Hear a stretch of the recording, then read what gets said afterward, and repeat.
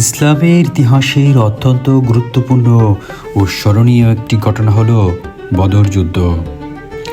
এই যুদ্ধটি সংঘটিত হয় হিজরি ২ সালের ১৭ রমজান ৬২৬ খ্রিস্টাব্দে। এই সেই স্থান যে স্থানে বদর যুদ্ধ সংঘটিত হয়, এটি প্রায় মদিনা থেকে ১৩০ কিলোমিটার দূরে।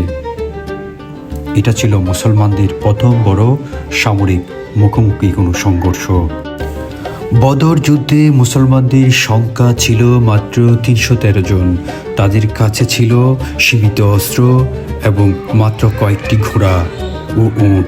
অন্যদিকে কুরাইশদের সৈন্য সংখ্যা ছিল প্রায় ১,০০০ এবং তাদের কাছে ছিল উন্নত অস্ত্র যুদ্ধের সরঞ্জাম। কুরাইশ বাহিনীর নেতৃত্বে ছিল আবু জাহেল।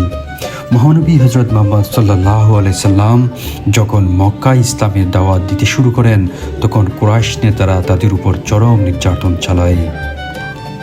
এই যুদ্ধে মহানবী হজরত মুহাম্মদ সাল্লাল্লাহু আলাইহি সাল্লাম সরাসরি যুদ্ধের নেতৃত্ব দিয়েছিলেন।